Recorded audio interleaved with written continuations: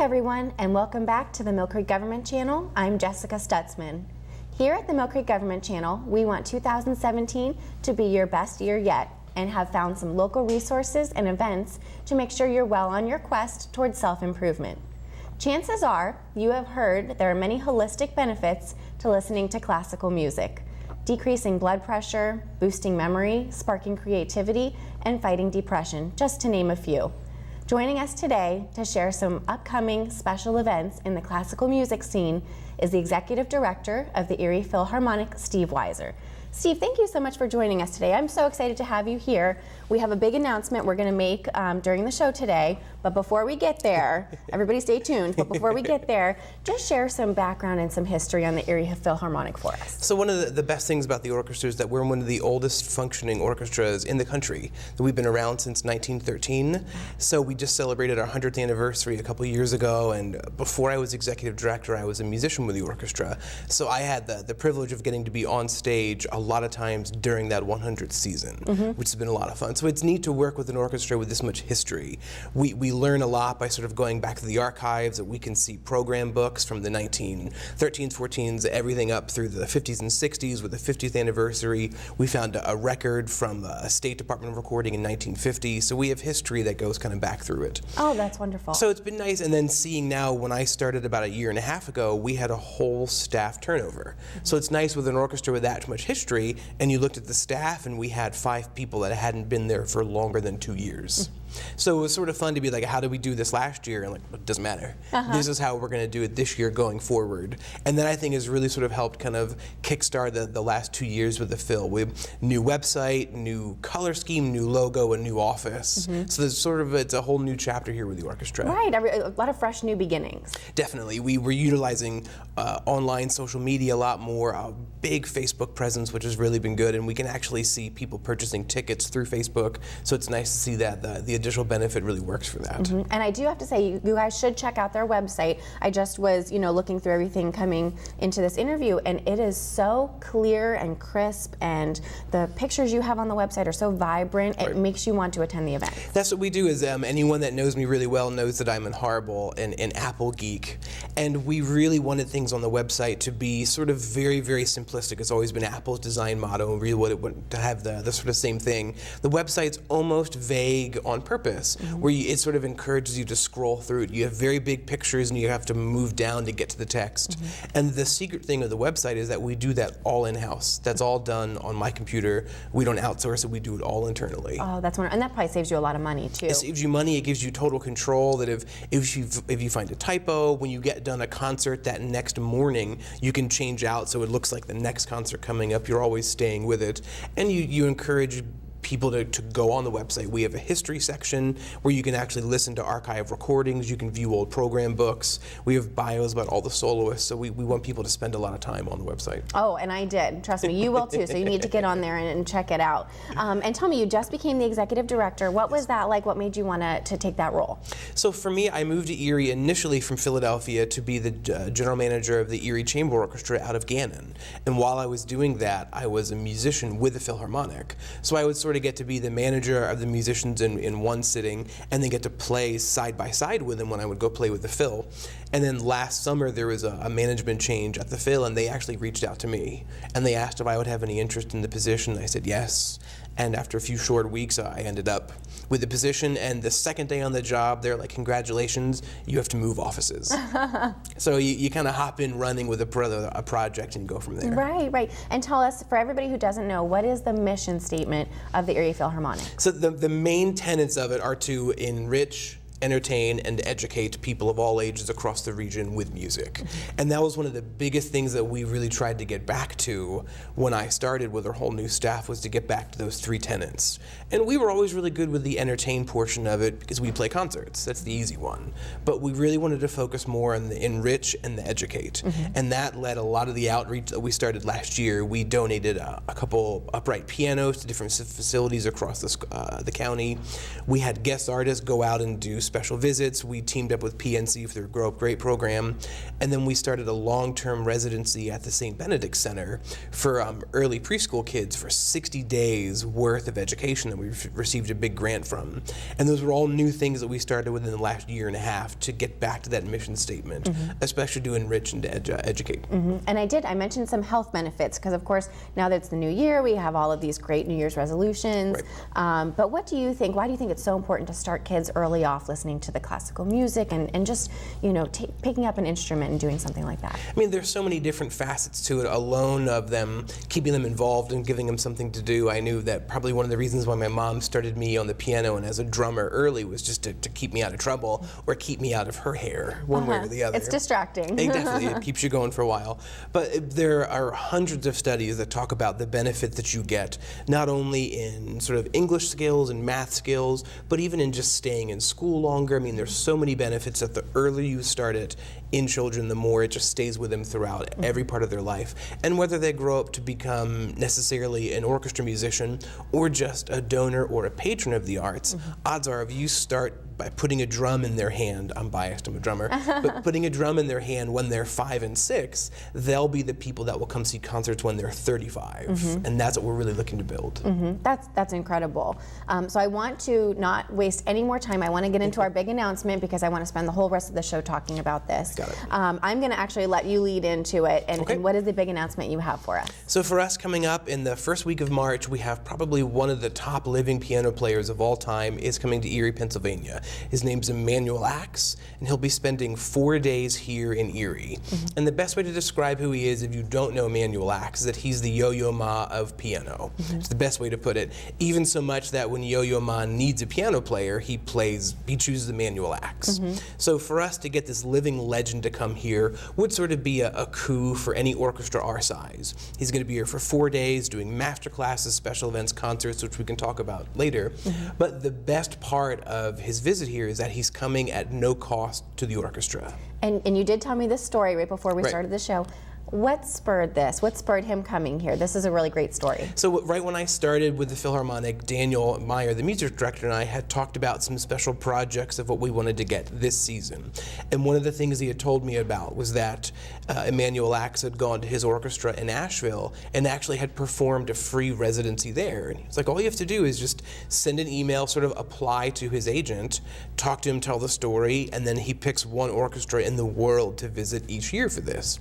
So within like a month of me being here, that was one of the first things I did last year, was send a really nice email to his agent that talked about the things the Phil were trying to do now with new staff and a new look, all the things the city schools were going through, sort of the plight and the adventures of the city, and what a visit like this could mean both to the orchestra and the community. And I remember clearly it was a Friday night, we had a rehearsal, and I got a call Friday night at 6 o'clock, which I don't know why I picked up the phone Friday at 6, but we were all still there. And it was his agent saying, like, we don't have details yet, but we want to let you know that Manny will come for free to Erie. For free. For free. That was incredible. It is normally a fee like his could go anywhere between $50,000 to $100,000 depending on the size of the orchestra. But for us, he's coming at no charge, and the only requirement was use his time when he's here. So we really took charge to create a 4-day schedule that is incredible with events all across the community. 90% of them are free events for the community. And that was one of the biggest things he wanted us to do, is he knew that we would probably set up a big fundraiser dinner where he'll play a recital for a very intimate crowd, know that we would use that to raise money. But he said, I don't want to only talk with bigger donors and sponsors, I want to meet with everybody. And that was what led us to create the sort of schedule of free events each day leading up to the concert. So this is really, really important that he is visiting Erie, Pennsylvania. One, we are just, we're handpicked as the only place he's going to do this for this year. But like you said, bringing in fundraising monies and creating this community spirit towards this, great musical legend. So no, and it's the one thing we used is we received a very generous matching gift to do a big fundraising campaign around him coming here. So his impact will have an immediate impact this year. It's going to be an incredible concert. He'll get to do outreach events, get to visit a middle school and elementary school. But financially, that's that's going to really kind of change our trajectory in the long term. Because now we sort of see what it means as an orchestra to bring in someone of his caliber, to see what it lets us do as an organization. It's easy to sort of fundraise around someone of this magnitude when you think they're coming to Erie. You don't have to go to Cleveland or Pittsburgh or Philadelphia. You can just go down the street to the Warner and see someone at the highest level, basically in the planet, which is cool. Right. Oh, that is incredible. So what you mentioned a few days, 4 days worth of his visit, but what will his mini residency entail? So he'll be arriving at Wednesday on Wednesday, March 8th. I'm pulling the dates out, but it's Wednesday, March 8th. He'll be getting here, and even with this, when a guest artist like this comes, you're given the details that he can't really do layovers or changes of airplanes. So we had to get the closest direct flight, which everyone knows isn't Erie. So we have to either go to Cleveland to Pittsburgh to pick him up, and then right away he goes into an elementary school that we're actually trying to line up a piano donation from Steinway. So if all goes as planned, Steinway will donate a piano to a city elementary school, and then Mr. Axe will go do an outreach visit on that piano. So the first thing he'll do is play for 50 or 60 elementary school kids. That's incredible. And then that evening he has a free lecture performance at the Jefferson Society, and again that is free and open to the public. So right off the bat we give you two big events. On Thursday then we have a master class at Mercyhurst University after another outreach event that morning, and then the master class is free and open to the public at Walker Recital Hall. 3 local piano students will perform for Emmanuel Axe while he critiques them to a live audience. Oh, wow. So then you don't only get to see him perform with the orchestra, but you get to see him work with these students and explain, like, no, why don't you play it like this? So those kids will get one-on-one interactions with him. Right. Oh, those are going to be 3 special students. Definitely. That's really exciting. And then as an audience member, it's fascinating just to see him work, because anyone can learn from watching someone like that just do their craft, which is really cool. And then that night there is an exclusive fundraiser dinner at one of our bigger donor houses where Manny will do a 40-minute recital at this event. So he'll be playing for an exclusive crowd, but that's sort of one thing he asked us to do, because then it does help us bring in additional funding to pay for the orchestra and things. On Friday, we let him sleep in a little bit on Friday. Only one day. That's it, exactly. Okay. And then he goes off again to do our normal live from Studio Q broadcast that we do at WQLN Studios, but knowing that we would get way too big of an audience, we're actually doing a satellite broadcast from Walker Recital Hall at Mercyhurst again. So that'll be just a full-blown recital and interview with him playing for the whole time, which will be a lot of fun. And then rounding out Friday night, there's something that Phil used to do a long time ago, were open dress rehearsals, where people could come to the Warner Theater, go in and actually just watch the orchestra rehearse, which is sort of a really, again, a neat thing to see behind the scenes. Everyone's seen a concert, but it's neat to see Daniel up on stage in jeans, working with musicians and sort of talking and having a good time. So Emmanuel Axe will meet with patrons in the lobby and just mingle and talk with anybody who shows up, and it's entirely free and open to the public. And then everyone that shows up gets to go in and watch them rehearse for about an hour. We don't want to give away the whole concert, but they'll get to see an hour. Okay. And then on Saturday, we have the concert Saturday night, the 11th at 8 o'clock. And he's playing a big Beethoven concerto, the 5th piano concerto. It ties perfectly into our Beethoven 4/4 festival, in which we want to expose the works of Beethoven to everyone in Erie over the course of 4 years. So having this sort of living legend come to play the Beethoven is just perfect. It sets off the motion for the rest of the summer. Definitely, it's really good. Wonderful. And so when he does have downtime, do you think he's going to want to explore, either Dobbins Landing or Presque Isle, or does he, is he focused on music the entire time? So artists like this, it's always sort of tricky. I mean, that's why we have them stay out at the Sheraton. So at the very least, if they don't get out much, they can at least acknowledge that there's water. They get to at least see that you it's were on there. the lake. Exactly. There's a lake here. So normally what guys like this will do is they'll use the other time to either sleep and relax or practice. And that was kind of fascinating when we got his itinerary. There are some built-in times that, because if you're a violinist and you go to be a big concert soloist and you have to play in Berlin, you fly to Berlin and you take your violin out of the case, the violin that you've played your whole life on. But when a piano soloist shows up, you can't bring your piano. So he'll be playing on a brand new piano that he's never touched before at the Warner for that concert on Saturday night. So he has a lot of practice time each day built in, where he'll go to the Warner and just spend hours. Because someone like Manny Axe has played the Beethoven concerto, no exaggeration, 1,000 times. So he doesn't need to know the notes for it, but it's a new instrument. It's going to feel a little different. It's going to be different being on the stage. The stage is going to look different. Right. The lights are going to be different, and that's one thing as a musician you can relate to, is how different your surroundings are when you get in a different concert hall. You realize if you're playing piano, you can sort of look down and there's a person like right there. Yeah. It's all these things go into it. So he has practice time built in. Oh yeah, and I can even, I think you can even relate that to, to sports or to teaching or to anything else you do. Like you said, if your surroundings are different, it does throw you off a little bit. It really can. I have one of my last memories of playing a marimba recital before I sort of stopped playing percussion when I came to actually work for the Phil. I did a recital at a church over the summer, and I had a whole big cello suite I was going to play on marimba, which is like a really big xylophone. And when I was warming up in the church that morning playing it, we were looking down the aisle of the church, and the front door of the church was closed. Everything was fine. When we came time for the noon summer recital, they opened the door to let people in, and it was just like the reflection beam of light, and there's just a bright sunlight. So the whole time you're playing, all you can do is just see sun in the top, and that's all you can think about. The time, like, don't mess up, don't mess up, don't look at the sun, don't. So those things really do sort of play into, as a musician, many things like that. Even as a pro, you still are, worried about messing up and not, giving your, It doesn't. your top performance. You let it not make a mistake, but you're still very aware of it. You just know you're like, someone should shut that door. And you can't stop in the middle. And you can't, can someone go, you're not allowed, unfortunately. Now, what do you think his overarching goal or, what he feels like his purpose or role in all of this? So the best thing is the story that started all of this, and this is sort of special, is 5 or 6 years ago, and I believe it was the Louisville Orchestra. That's a bigger orchestra than us.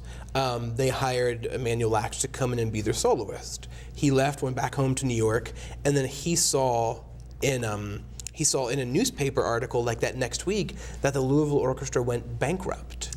And it broke his heart. He was like, I don't need that extra $40,000. Why did I charge them my full fee? Why did they pay it? I would have given them a better deal if I knew they were in trouble. He's such an incredible good guy like that he was sort of mortified that happened. So he made it be a pact every year. Then he would donate his services to one orchestra each year because of that personal experience he had. And a lot of times that's what happens when you have artists like that they do make an exorbitant amount of money. If you reach out to them and really get in touch with them, they will always sort of work within the budget of what your city has. But no one goes so far as to do a free residency like this. Right. We've tried to use it as sort of a bargaining chip to go to other agents like, look, we have this guy that's willing to do this. Would your artist be willing to do it? And some people are actually starting to think about it. Yeah. Which is kind of cool. We're trying to really kind of turn the world upside down a little bit. I think that's incredible, and I think it really shows too that this is his passion. Definitely. I know you hear of all those, sports stars or actors and actresses, and you're right, they make so much money, and it gets to a point, where it's like, is the money really important, or is this just your passion still? No, I would love. I'm going to get cursed for this, but I'm from Philadelphia. I'm a huge Eagles fan, but I would love it when a player would come up and be like, look, pay me less. I'm sticking around, but pay me less so you can get some more people in here. Right. And it's nice when you have a guy that cares that much about the team and the city. And same thing here, someone like Mr. Axe that cares about the music so much. That's what's important. And what do you think this will do for the Erie community on the whole? What kind of attendance numbers are you expecting to see too? So we're already seeing much higher attendance numbers for our normal symphonic concerts. The way that it goes is our Pops concerts are always a slightly bigger crowd, and the symphonic audience, we're really trying hard to sort of bring it back with new and exciting music. Last year was a big sort of uptick in the right direction, and this year symphonic has been really good. But someone like Emmanuel Axe will draw in people from all across the region, and it's sort of fun to be able to show the community in Erie that, no, this is a really big deal. Like, this isn't just a normal guy off the street that can play piano. So we've seen it already sort of trend in getting more tickets in the door for this symphonic concert. And then what we do is when you come in the door, you walk in that front door of the Warner Theater, people are always blown away. way. You sort of walk in and look up and you see all the lights and you see the big beautiful lobby and you see that stage. And that's the trick, is getting people in the door. Once they come in the door, they normally come back. But it's the trick of getting them there the first time. And that's what he really wants this residency to do, is to reach across the community and get people out that maybe wouldn't go, and then get them coming back. Oh, of course, of course. And so how can people get involved, whether, again, you need volunteers or if they want to be in attendance, and maybe this is one of their very first, concerts coming back to, how can people get involved? So the best way is we made a very slick, our normal website is Erie Phil, ERIEPHIL.org, eriephil.org, and then we made a special website just for this residency. So if you do eriephil.org/EmmanuelActs, everything is there. So it has all the contact information, it has buttons to be able to buy tickets for the concert, it has a full bulleted, detailed schedule of everything that's going on. There's a link to his bio so you can read a little bit more about who he is. There's some really good pictures there. And then our main box office number is 814-455-1375. And that's, again, where you can learn more about information if you want to volunteer help for that concert. But all the details are on that main website. Okay. And if you go to our normal website, you can get to it there too. And what type of, if someone wanted to volunteer, what type of things would they be doing? So some of the neat things you can do is help at any of the individual events. We sort of always need help handing out programs, helping with seating and any of the different events. We never really know how many people come to the events when they're free, and normally something like this you get a lot of people. So the more bodies we can do to help sort of be concert ushers, hand out flyers, hand out program books, the more the merrier for things like that. And then you still get to come and see the free event anyway. I know people are going to be blown away when they hear him, when they see him, like you said, when the whole atmosphere is put together. How did he get his start? Where has all of his knowledge and talent come from? So he was born in Poland before he moved over to the United States, and was an early piano student at Juilliard. So that kind of shows you the talent level you're dealing with right off the bat. That if you're sort of a younger student at Juilliard, you're good. You have a track record and you're going to become really good. And then early on in his career, he won 2 very prestigious piano competitions. One of the big Chopin competitions and another one that's not the Chopin competition. So he won those very early in his career, and it sort of skyrocketed him off to early success. And then he did some of the very early recordings with Yo-Yo Ma on some of the Brahms cello sonatas. And that was what really cemented him on the map, was when you had Yo-Yo Ma doing this incredible recording, Emmanuel Ax as the piano player. So that sort of skyrocketed everything. I actually had a chance to play on the same stage with him when I used to do summers in Aspen as their music festival. And as a percussionist in one of the bigger orchestras, I got to play a piano concerto with me playing in the percussion section and him as a soloist. So we shared the stage for, I believe, 20 minutes. But it was cool. Just even then, it was fascinating to get to see him work with musicians at that caliber. Right, and it was very memorable, I'm sure. When I led off in the email to him, I was like, first off, I'm a fan. I'm just going to be a fanboy. I played on the same stage with you, and I can't believe this could even possibly work. So. Right. Is there anything else you want to share? I know we are starting to wrap up here. I want to make sure we get all the information out one more time. Is there anything else about this event and Emmanuel Ax that you want our audiences to know and to take away with them today? I mean, the biggest thing is to realize how special this really is for the community. He could have picked any other orchestra, any other city in the country, in the world to have done this, and he chose Erie. And not just because that Erie is struggling in some aspects, but because of the good things that are happening here. And he really sort of was validated by what the orchestra was doing, and knew that his support could really kind of kickstart everything going to a whole new level. And that's really what we're hoping to get out of this, is sort of improved appreciation of when a talent like this comes to town, really recognizing it.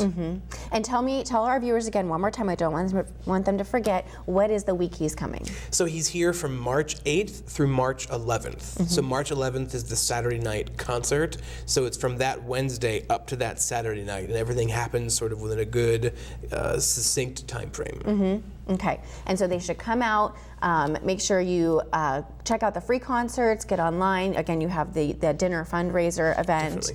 Share with us your contact information and the website again. So our main phone number is 814-455-1375, and then our main website is eriephil.org, and then his website is eriephil.org/EmmanuelAx. Okay, thank you so much for being with us today and sharing this really great announcement. I am so excited for our viewers viewers to get out there in March here. I know it's coming up really fast, so you're going to have to, watch this show and make sure you get on the Erie Philharmonic website. Viewers, this is a once-in-a-lifetime experience, and I know you're not going to want to miss Emmanuel Acts.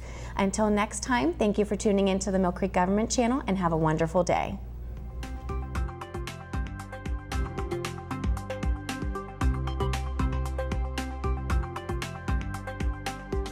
You're watching the Millcreek Government Channel, powered by WQLN Public Media.